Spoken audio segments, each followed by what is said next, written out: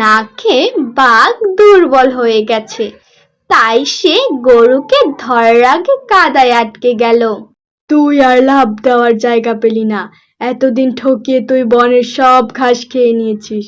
এখন যখন আমি তোকে খাবো, তুই এই অকাজ করলি বেটা। এখন তো আমার সাথে তোকেও মরতে হবে।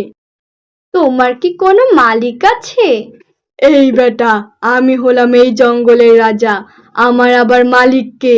আমি তো নিজেই বনে রাজ করি। তুমি এখানে দুর্বল মামা, একটু পর আমার মালিক আসবে আর আমাকে এখান থেকে তুলে নিয়ে যাবে আর তোমাকে পিটিয়ে মারবে।